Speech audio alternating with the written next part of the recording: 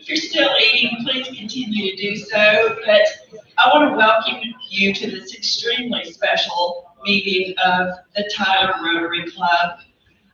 It's really a special, wonderful day, and it's especially exciting to me to stand up here and see all of these beautiful people and these wonderful faces and smiles, and everybody having camaraderie and visiting, and not a mask inside. It's nice.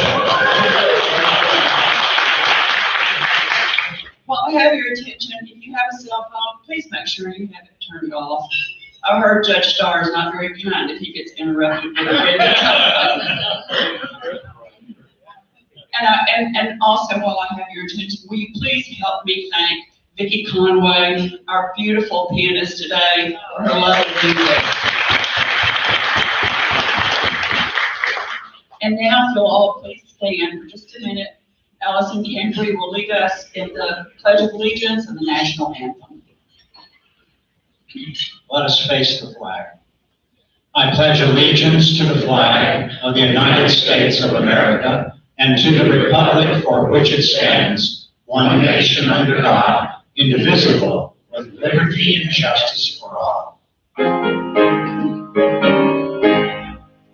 Oh, say can you see our God's early light, what so proudly we hailed, as the twilight's last gleaming, the cross-stripes and bright stars, through the perilous fight.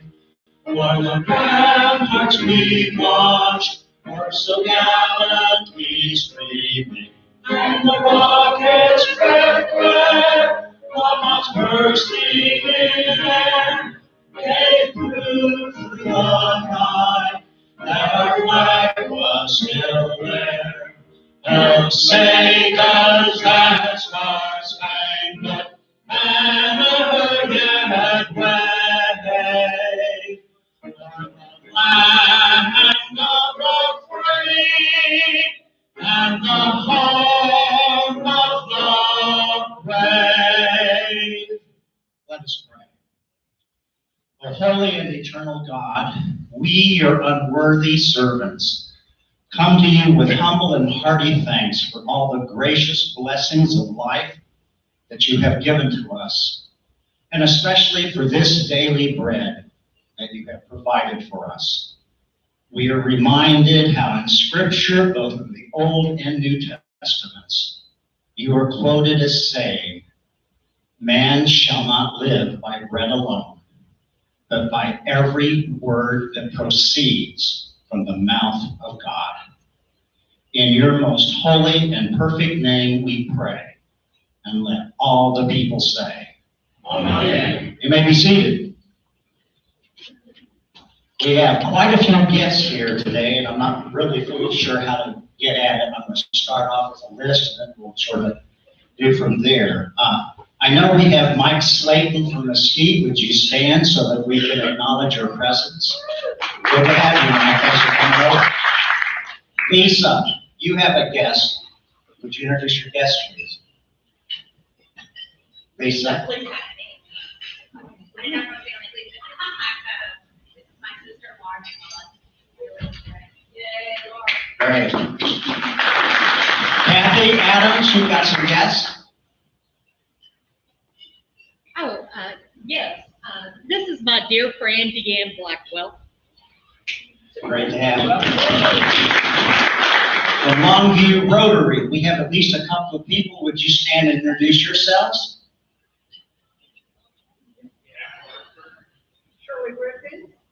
James Roberts. Good to have you with us. Thanks for coming over. Austin Luce, you have a guest.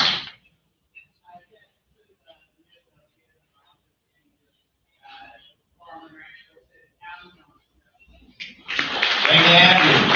Corby, you got a guest.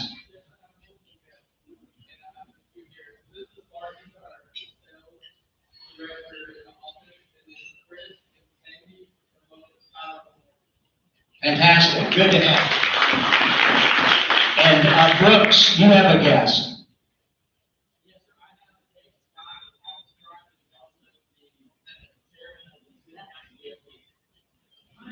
Good to have you with us.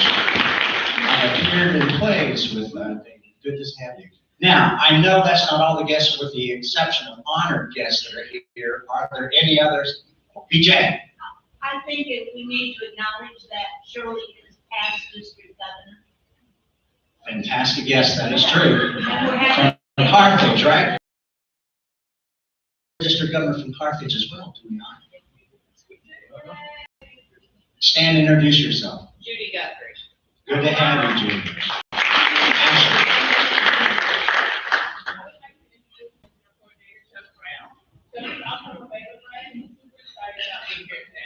Fantastic. Good to have you.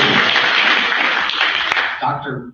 Two guests here today that I'd like to ask to stand and be recognized. Debbie Kavanaugh, who applied to be a new member with our club, and the new executive director of the East Texas Symphony Orchestra, Robin Hampton.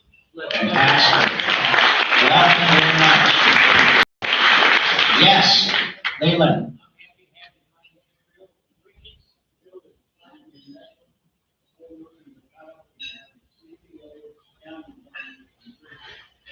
Awesome. Thanks for being with us. Yes, Bill.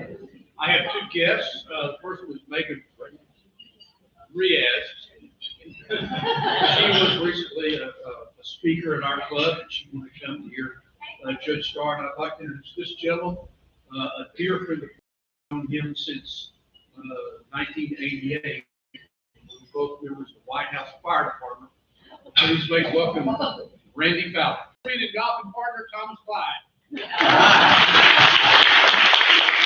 Are there seats? All right.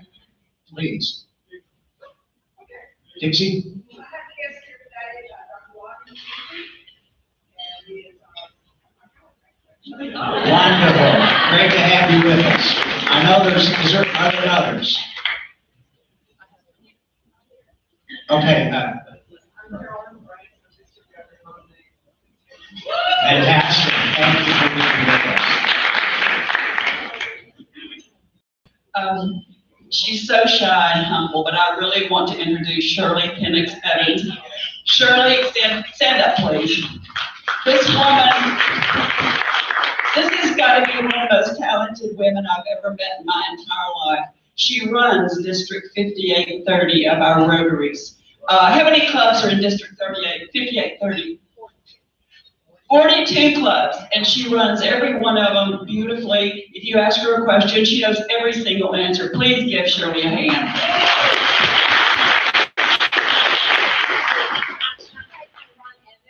And her husband, Ron. Ron, what do you have time for? A Baylor grad, well, there's nothing wrong with him. That's awesome. Sick of him. Okay, and I would like to introduce the guests at my table, please. I have some very special people with us today. First of all, my husband, Richard Moore. He's a retired United States federal prosecutor who did many, many cases and sent a lot of guys to prison and loved every minute of his job.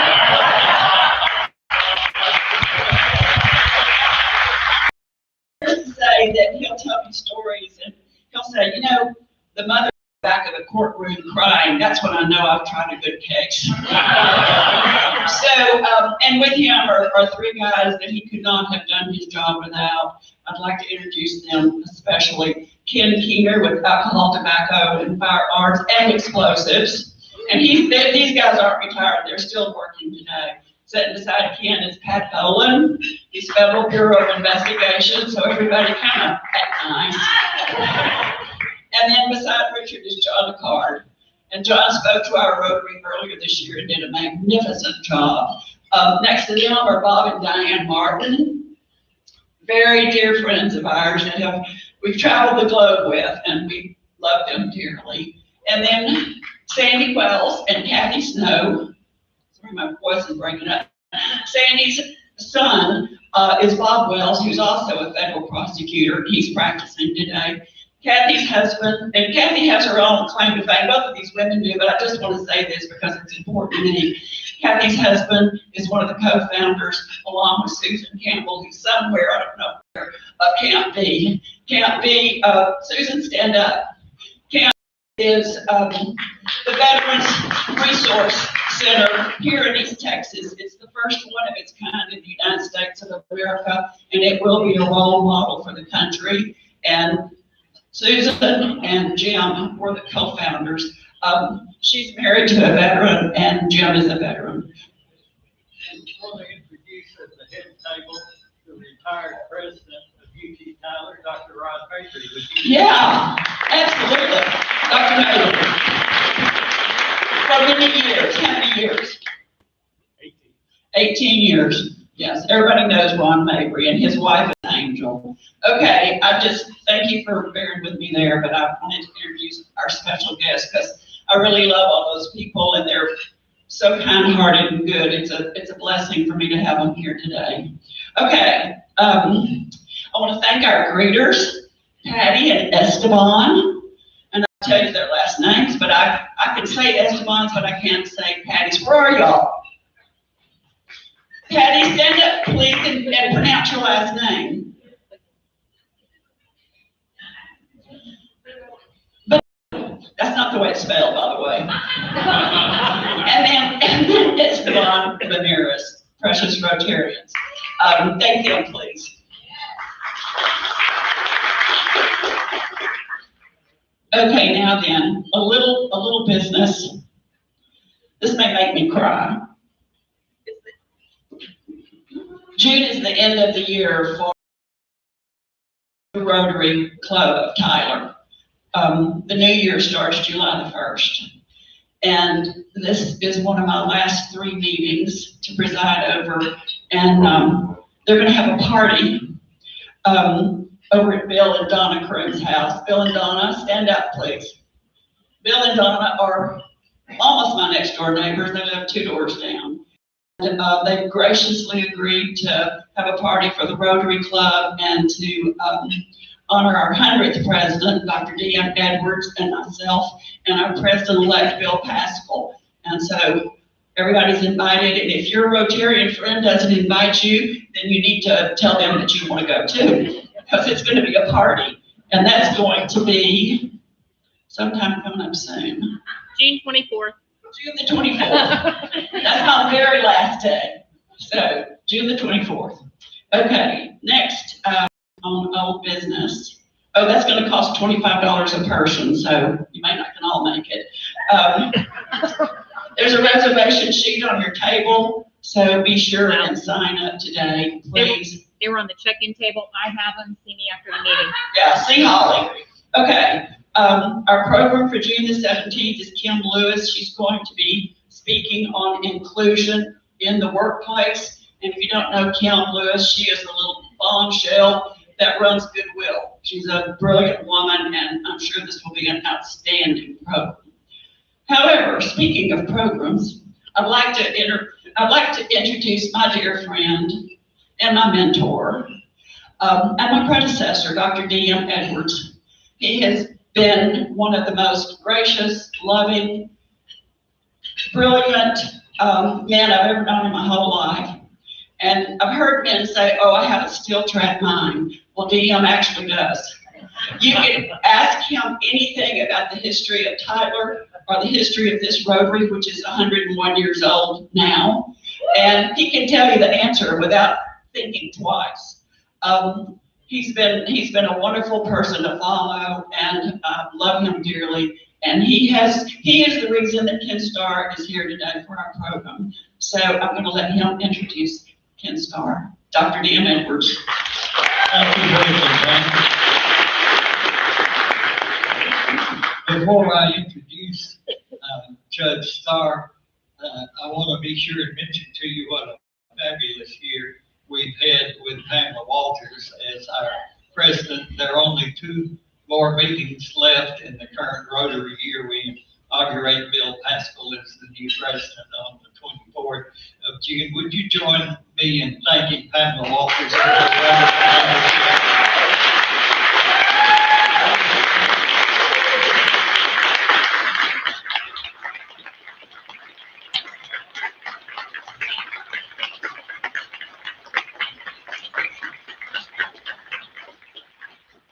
It's such a delight to have Judge Starr back here in Tyler to speak to us. Many of you had the privilege of hearing him when he was here a couple of years ago.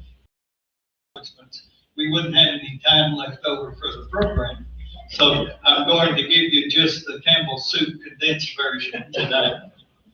Judge Starr is a longtime attorney and judge. Many of you will recall when he was the United States Solicitor General.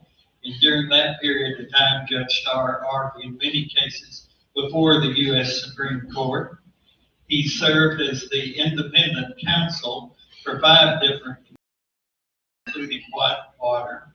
He's been dean of the law school at Pepperdine University, president and chancellor at Baylor University. That's where I first had the privilege of meeting he and his wife Alice and their family when I was the library board chair at Baylor. He's the author of numerous books, and we're delighted to have him come speak on his newest book today. He's presently a counsel to the Lanier Law Firm, and he and his wife Alice have a wonderful family, children, in-laws, grandchildren. Would you join me in welcoming Judge Ken Starr? Thank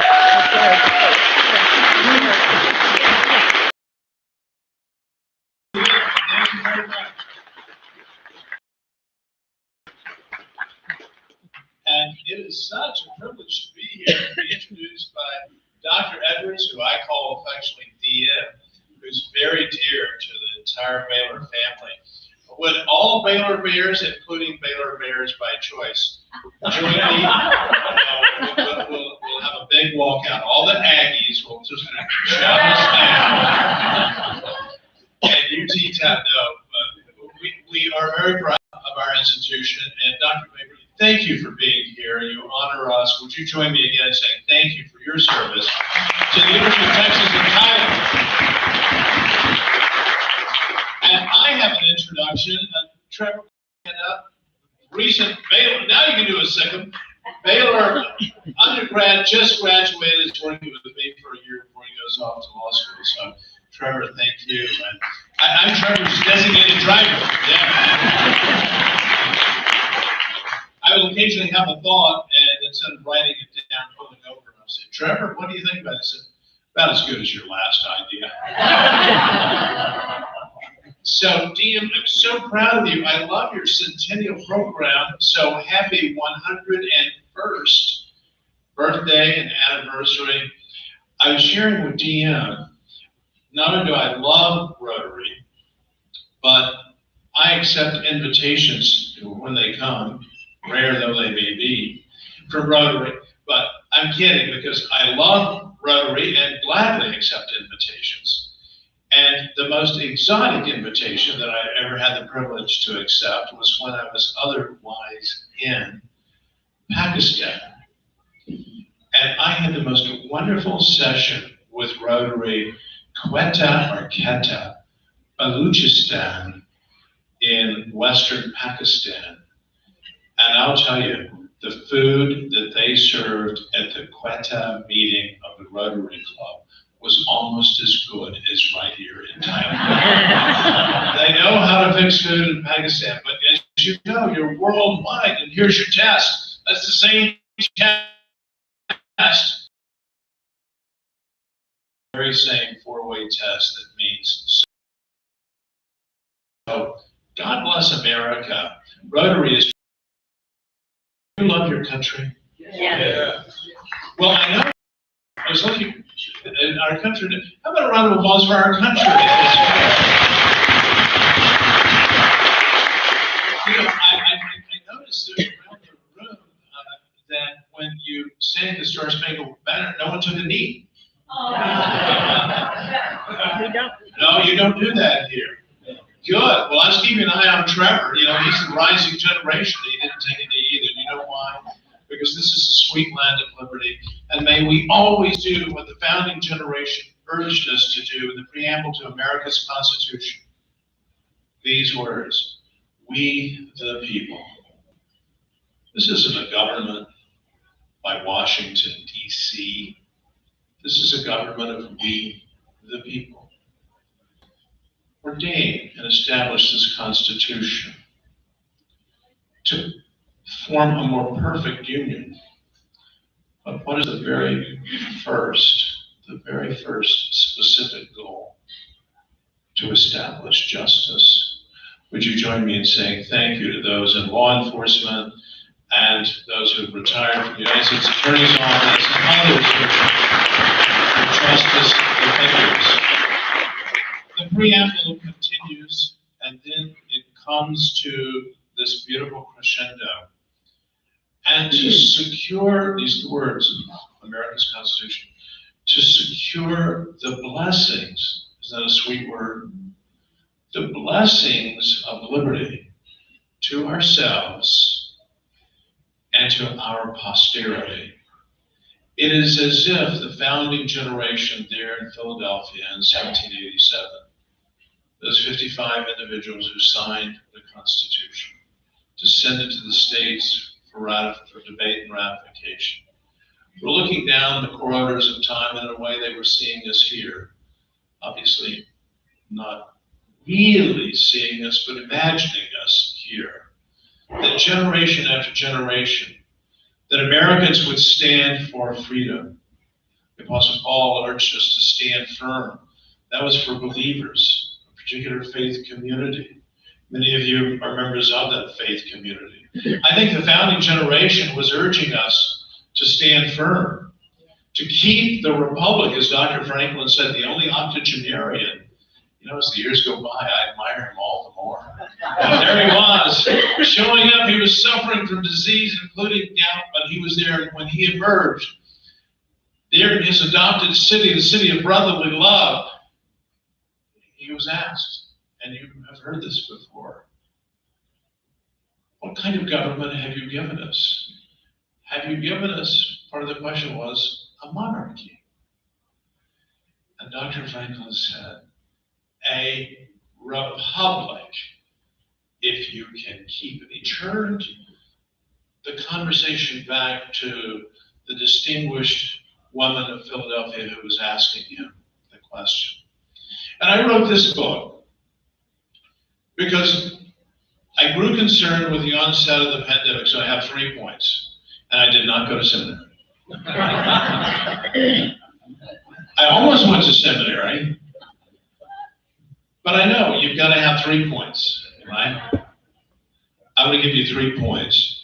3 points that said to me prayerfully, you need to write this book that's been in your head for 40 years. Religious liberty, because the crisis is now here.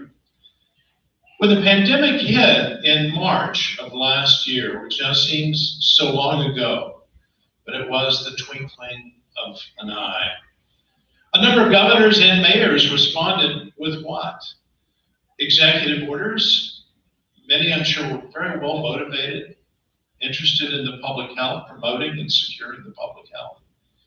But some of the orders seem disproportionately to fall on the heads and shoulders of believers. The most graphic example of that came in Nevada. I know there was Governor Newsom in California, and there was Governor Cuomo in New York, and there were other governors and mayors doing things. But that which I think broke the camel's back of the believing community, and I would just say the freedom community, was when the governor of Nevada said, casinos, so just imagine Caesar's Palace, casinos can operate at a 1/2 capacity. Well, okay, that's quite a limitation, but you know what, that's many hundreds, depending on the size of the casino.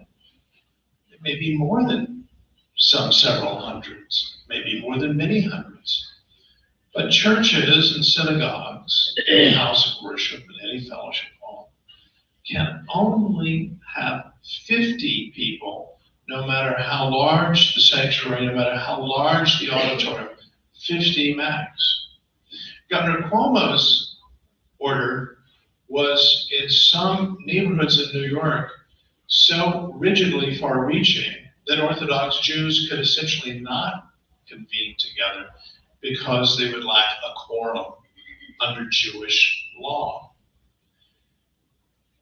I know that we're to be those in the household of faith, but But whether you're a believer or not a believer, we want to respect the government. But happily, a number of pastors said around the country, Caesar, you've gone too far. That was the first episode that caused me to say, you need to write the book about religious liberty, because in a free republic, and a republic built to secure the blessings of what? Liberty to ourselves and our, not, if I may say so, with all due respect, equity. That's a big subject. Maybe you'll have me back in a year or two. Liberty. And liberty, of course, does mean the treating all persons with dignity and ensuring that they have every opportunity to achieve everything that their talents, their gifts enable them to do. You know, I was just at the National Basketball Hall of Fame a month ago, a little less than a month. And Baylor's women's basketball coach, who's now at LSU, was invested. They have a name enshrined. They don't call it admitted, but they've got a particular name. Beautiful ceremony, set of ceremonies. And listening to every one of the enrollees, the same theme came out. Dedication to being the best that they could be. Perhaps even if you're not a basketball fan, you heard Vanessa Bryant, Kobe's widow, speak about her late husband and his determination to pay the price to be the best that he could be. Does that sound like America?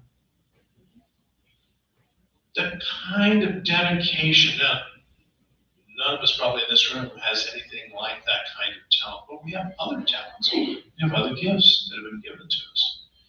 And we're called upon in this country by code virtue of liberty to do the best that we can with our gifts. That's what liberty is all about, to be, as the old saying goes, to be all that you can be. Freedom, that's our organizing principle. So that's example or fact number one. And I'll come back to church closing at the closing of my comments. I'm already now on point 2. The second point was this decision some months ago now by the Supreme Court of the United States that addressed the issue of cancel culture. Have you ever heard of cancel culture?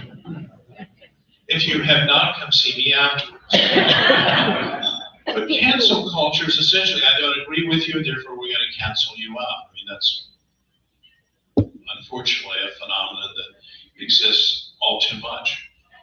And so here's a story of a wonderful young man. He has an an African surname. So it's very long and very complex for me, but he's known as Chica. It's Chica's case.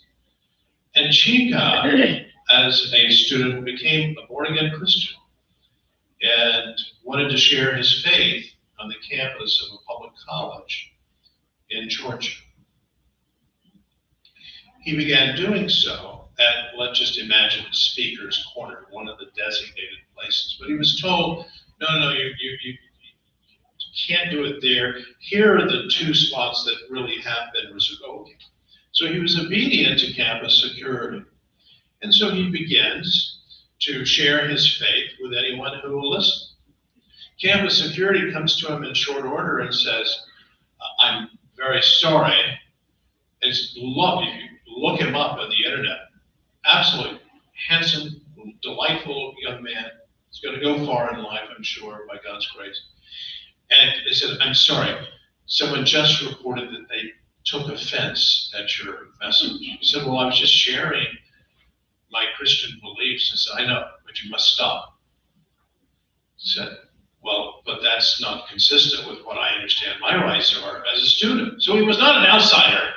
He was a student, and he was in the designated spot. Well, the Supreme Court of the United States looked back. It ended up being a narrow issue. But guess what? As soon as he did that, which litigators just love to hear, he filed a lawsuit. As soon as he did, whatever you think about litigation, sometimes you have to file a lawsuit to get your rights vindicated. the campus, then I think advised by campus said, no, we're wrong. We repent, we recant. There is no, you can go speak anytime you want and send your message. Now, how could that happen in the sweet land of liberty? It's because someone took offense at a Christian message and they canceled him out. But that had a very, very happy ending. My third example as to why I wrote the book is that you just celebrated your centennial, comes from exactly 40 years ago. I was joining the Reagan administration as Chief of Staff to the Attorney General of the United States. And the Reagan administration was under very, I'll just call it relentless assault, not just politically, but from the media, that we were hard-hearted, we were mean-spirited, and so forth. We were rolling back the clock, and none of which was true, but that was the gravamen of the complaint that was being laid at our feet. So the Attorney General, my boss, said, we got to get out and explain what we're doing, because it's sort of along the Reagan, we've got to go past the Washington, D.C. media, so get out. So I was at the University of Missouri at Columbia, and it just so happened, doing a radio review, just explaining, here's what we're doing in antitrust, here's what we're doing in civil rights, and so forth. Yes, we're making changes from what the prior administration was doing. We have great respect for President Carter, for Judge Bell, the Attorney General, but we have a different vision. President Reagan has a different vision. And so I get the question, well, there's a case pending in the Supreme Court involving our sister campus in Kansas City, the University of Missouri, Kansas City. I said, yes, I'm very familiar with the case. The case involves a student group of Christians, but it could have been another religious group, who are seeking to meet on campus just like any other extracurricular group. But the University of Missouri, Kansas City said, no, you can't, because of the Establishment Clause of America's Constitution and the Bill of Rights. So how do you think the court's going to rule? And I said, I don't know how the court is going to rule, but I know how they should rule. And that is, of course, those young men and young women have exactly the same constitutional right as any other group, the chess club, the French club, or whatever, to meet on the same terms. Not more favorable terms, but just treat them the golden rule of constitutional law. Those are the three episodes that came to mind, and I decided during this period of religious liberty and crisis to share with a broad audience what the 6 great principles of religious liberty are. And it's my hope, it's my prayerful hope and vision. I'm a lawyer, I don't make my living by writing books. I hope that this will be a public service to everyone, not to lawyers and judges. I have no objection to lawyers and judges focusing on the book. I want grandparents to read the book. I want parents to read the book. We just heard from a family in Waco, we like your book and we're reading it at night. We're reading it at night as a family. The 5 children are gathered together with their parents. We're reading a few pages every night. I said, God bless you for doing that. Why? Because we're inculcating the culture of freedom. Because here's what's happened, my friends. The culture of freedom is under challenge at every turn, and part of it is we, my generation, has failed at the transmission process. The culture of freedom and our constitutional order of freedom didn't get transmitted to the rising generation. We have to, therefore, do what we can. So what can we do? People say, well, I'm going to pray. Well, that's wonderful. But I'm going to urge action as well. And the purpose of this book is to arm us with those 6 great principles of freedom. You will be able, by understanding this book, to respond to literally any situation that comes to you that trenches on religious freedom, including freedom of conscience. And that is happening right now. One point that you should be aware of. The Equality Act, passed by the House of Representatives narrowly, that is currently pending in the United States Senate would impose a range of obligations on public accommodations, which is defined to include a single individual. And by its express terms, the Equality Act will repeal one of the most important laws ever passed by the Congress of the United States, and the most important law in terms of religious freedom. It's called the Religious Freedom Restoration Act, passed in 1993 unanimously by the House of Representatives, and passed 97-3. Every United States senator voted, and signed enthusiastically into law by President Clinton. Look it up on YouTube. It is a very moving ceremony. But President Clinton, no mean orator, talked about people coming together from different faith views and non-faith views to agree that religious freedom had to be restored. And what had happened? The Supreme Court had issued one of its few really boneheaded opinions with respect to religious freedom. And that was a decision that essentially obliterated the obligation of judges to create freedom of conscience type objections. Specifically, I'm nearly through, stay with me.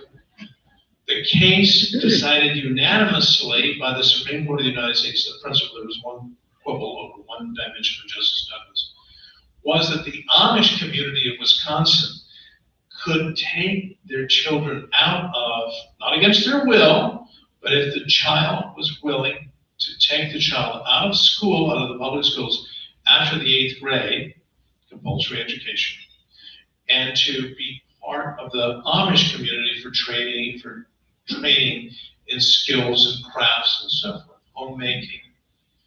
Now, I don't see a lot of Amish in this room, but what I do see in this room are people who would say, of course, these ways of life should be protected as long as the children are not being abused and the children have a choice. The Supreme Court of the United States unanimously upheld that idea and concept of freedom of conscience.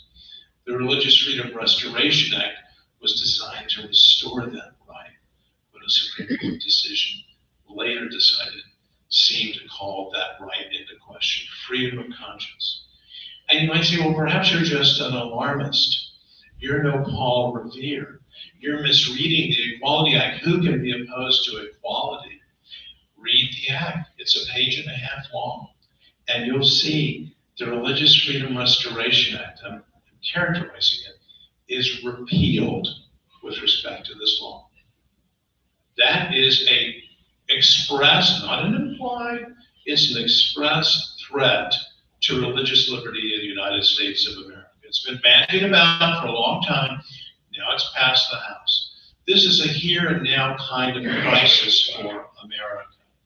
So if you love your country, do you love your country? We established that. Yes, we do. Do you love it that America stands for freedom? The answer is yes.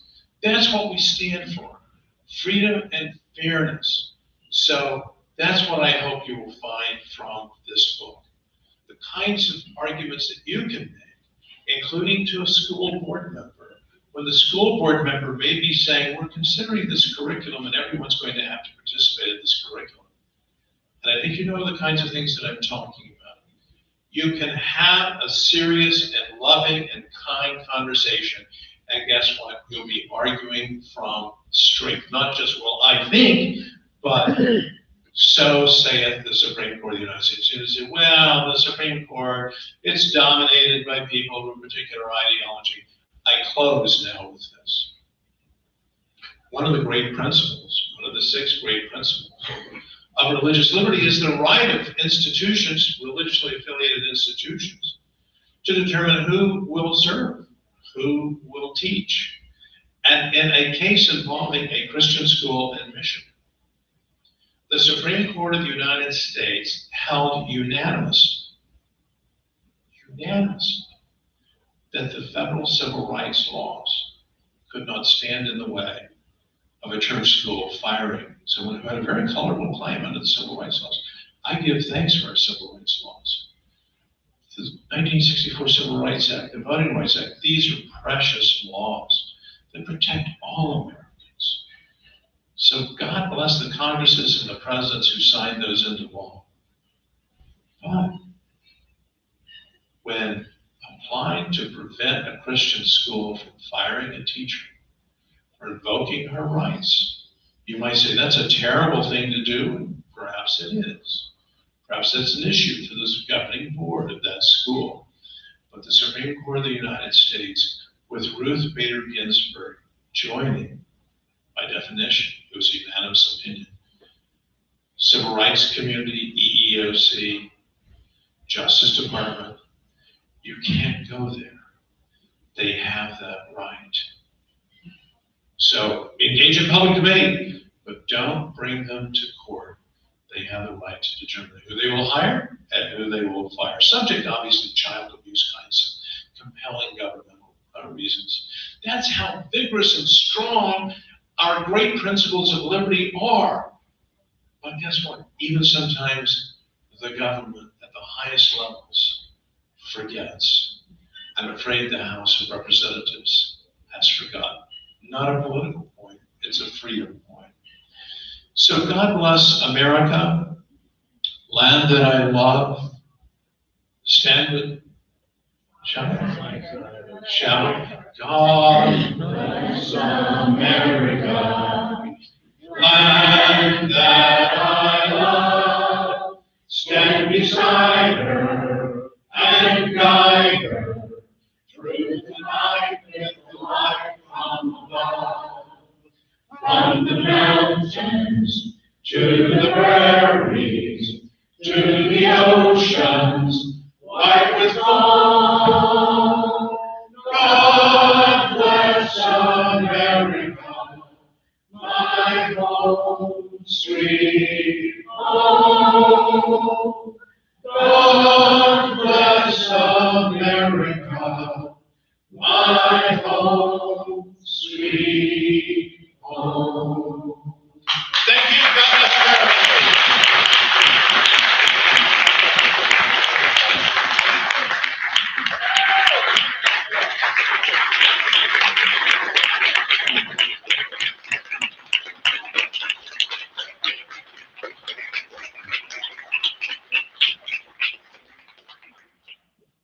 Please have a seat. And let me ask if anyone has any questions of our speaker today. He's graciously agreed to take a few questions. So if you have a question, would you raise your hand? Oh, you're all too scared to. Joyce. Are there any other cases pending with the Supreme Court that would address this issue? The broad issue of religious liberty, yes, there are two. So be prayerfully watchful. This is the month of June, and this is when the Supreme Court issues its opinions from the term that issued an opinion just this morning, but not relevant to our conversation here. There's a very important case pending. The other one involves disclosure of membership. It's very important. But let me just mention the one that I think is really enduringly important. It's called Fulton versus the City of Philadelphia. And Ms. Fulton is a very devout Catholic who has as her calling in ministry, she's a grandma, to take precious children in the foster care system in Philadelphia. And she does this as part of her Christian service as a faithful member of her local parish. And she works collaboratively with Catholic Social Services of Philadelphia. And Catholic Social Services of Philadelphia has provided these placement services for well over a century. But their license to provide these services was revoked by the city of Philadelphia, so they're out of the business because, consistent with Catholic teaching, the CSS could not place children in non-traditional homes. And that comes a wide variety of homes, right? But non-traditional, intact families. That's the policy that CSS has faithfully followed, uneventfully, without any challenge whatsoever. Now, the city of Philadelphia yanked the license. I'm very optimistic that the Supreme Court of the United States is going to say, City of Philadelphia, you have violated the religious freedom rights of Catholic Social Services of Philadelphia. And I wish it would be unanimous with your argument. I think it may be more like 6-3, 7-2. So, but as Justice William Brennan, one of the great iconic liberal members of the court, would say, came on during the Warren Court era, to the law clerks as they were coming in. Now, what's the most important rule in constitutional law, and therefore in this courthouse? And say, well, let's see, the First Amendment, the Fourth Amendment, right to be free from unreasonable searches and seizures for law enforcement. No, due process, equal protection. No, the rule of 5. With 5 votes, you can do anything. Anyone else? Kathy? One of the things that I like almost an anachronism these days, Casey, the PE teacher there in Loudoun County, who got his job back based on his religious liberties, rather than the fact that he was actually espousing what science is, in the case of the gender identification issues in Loudoun County. And do you have a? Oh, okay. That's a comment about the Loudoun County case, which has gotten, that's outside Washington, D.C. It's gotten a lot of attention because he spoke up about his view, especially with respect to transgender type issues, and that he can't teach consistent, but it was not inside the classroom, it was outside the classroom at a school board meeting. And so he was fired, and he's now back at work. By the way, what happens is when governors do these kinds of things, we're closing down the churches or essentially closing down, they eventually do that, which makes lawyers feel very happy. When the lawyers win in these kinds of cases, they get their attorney's fees paid for.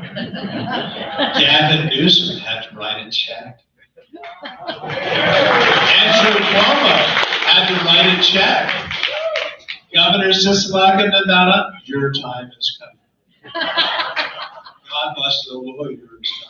Have you hugged your lawyer today? I hug my lawyer every day. Look at God. Any other questions, please? Austin?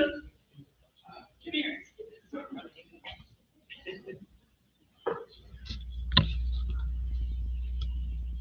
What is the likelihood that the Senate passes the Equality Act this session? I know there's no crystal ball, but there may be some projections out there. And if not, do you see it being an ongoing issue over the next few years to try and get it passed?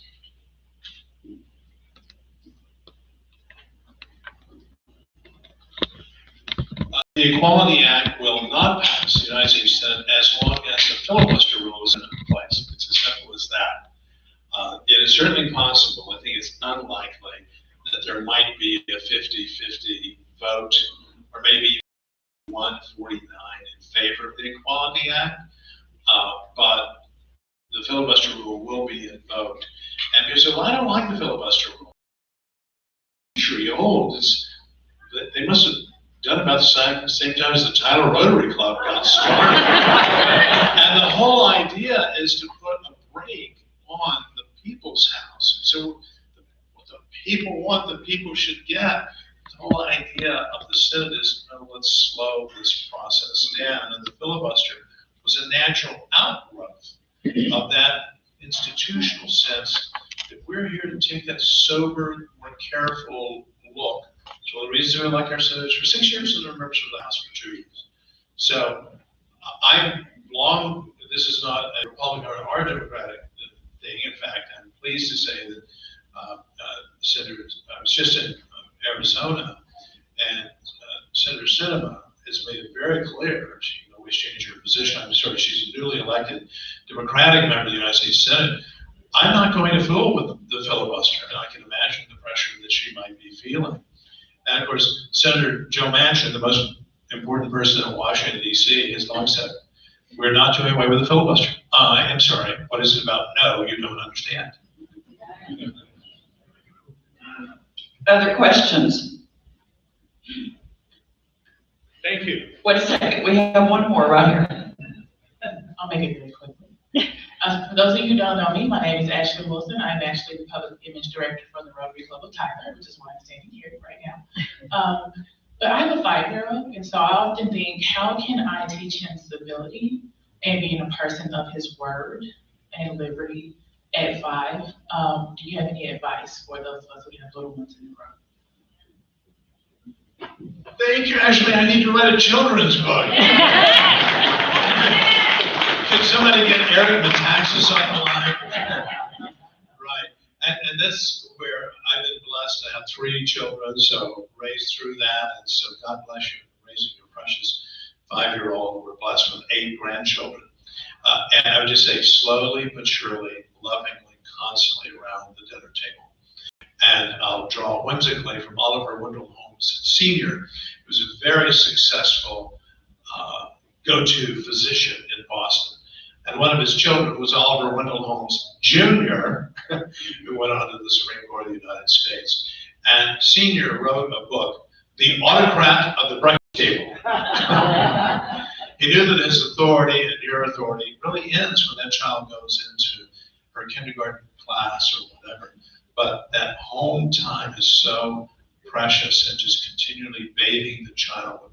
This is the right thing to do. If you only remember one thing to do, to do the right thing in the right way. If you have questions about right and wrong, but is anyone familiar with C.S. Lewis and Mere Christianity, the Moral Law, and so forth? Don't read that to your 5-year-old. Wait until she's in junior high, because it's written for a radio audience, as you know, in Britain. And I love going back to it because it's a reminder that we know right and wrong. It's not good to hurt people, right? And so that bully in the classroom, hopefully he knows what he's doing is wrong and he's doing it anyway. But the teacher knows it's wrong and the students know it's wrong. So that's right and wrong. So treating every person, and I think we need this all the more now, doesn't it, in the time of great polarization.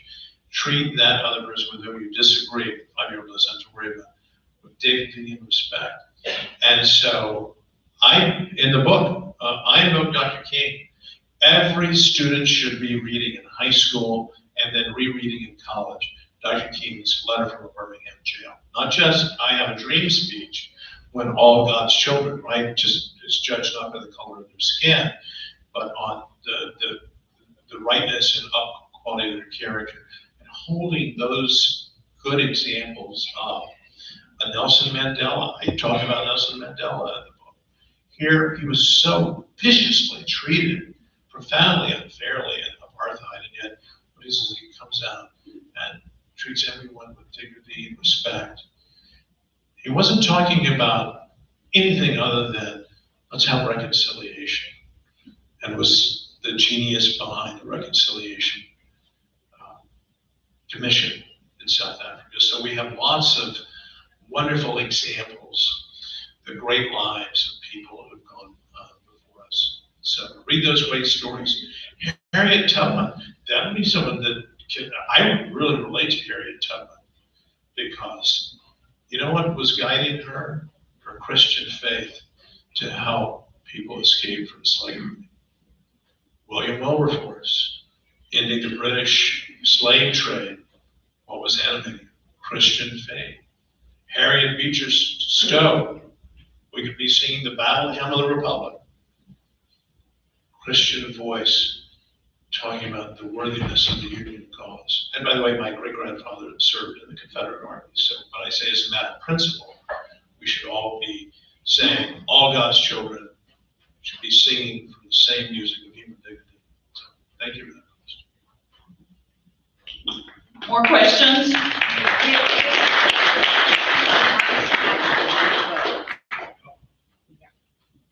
I've been asked to just mention the book. May I hold this up? Thank you.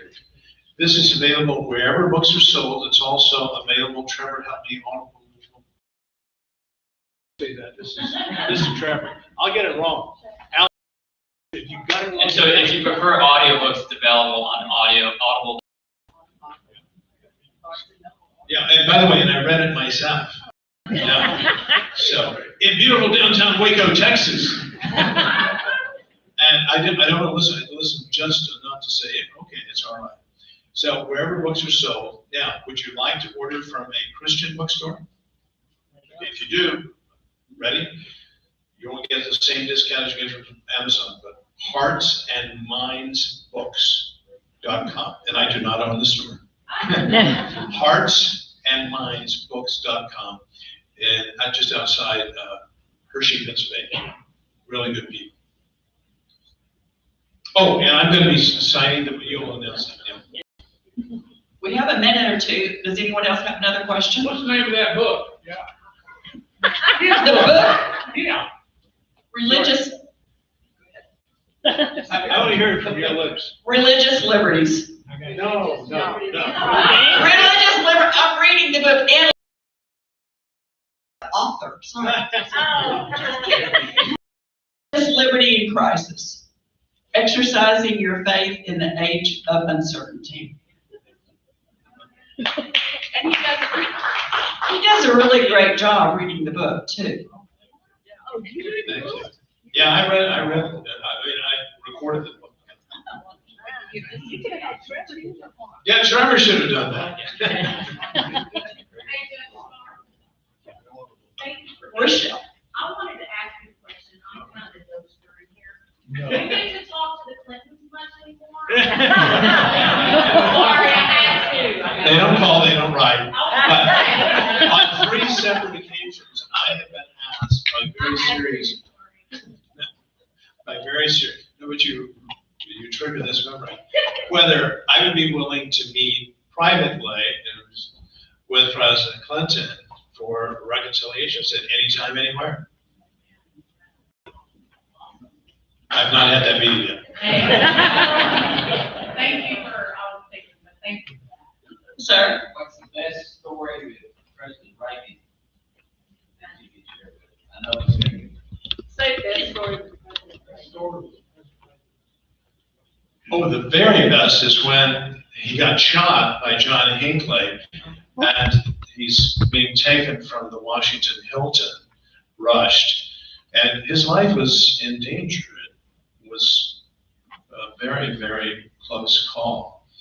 And he gets to George Washington Hospital, which happens to be where my 3 precious children were born, and goes into emergency, and he looks up, so he's still compos mentis. And he says, I sure hope that you're all Republicans. They were not. The head surgeon was a member of the other political party. Is this a great country or what? Judge Starr, thank you so much for your time today. We're not a very rich club, but we're a very loving club, and we made a donation to the Literacy Council in your name. So hopefully you'll enjoy having this. Thank you very much.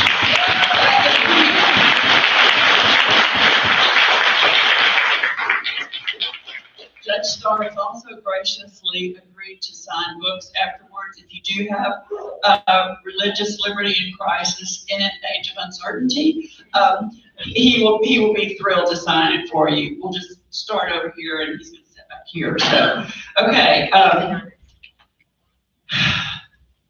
Now we have to have the Ace of Diamonds drawing, so bear with us.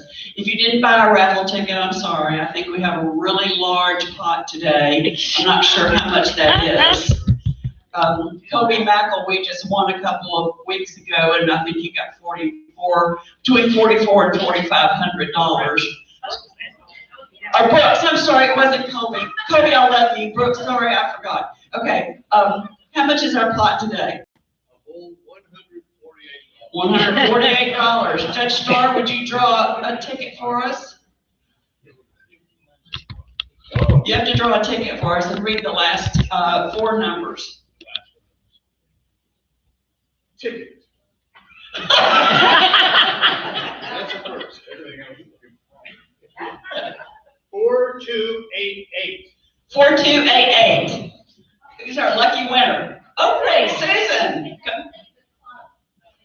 Okay, well, you still have to come try. Or go try, wherever the cards are. And I was Ruth.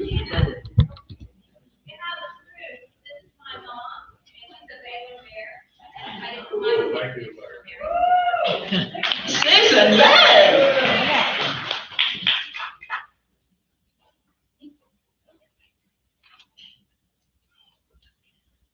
If she draws the ace of diamonds, she gets the pot. She gets half.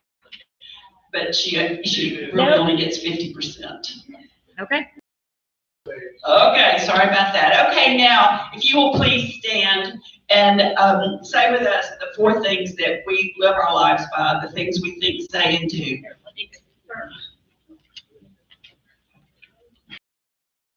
If you can't see, just imagine what they should be, and that's what they are. Okay, first, is it the truth? Second, is it fair to all concerned?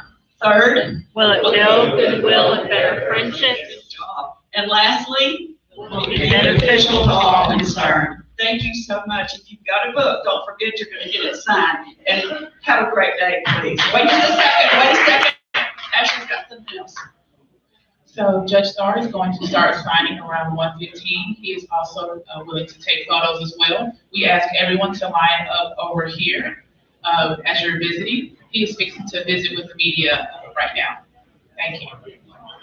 Okay. Yeah. Hi, Judge. Yep, I got it.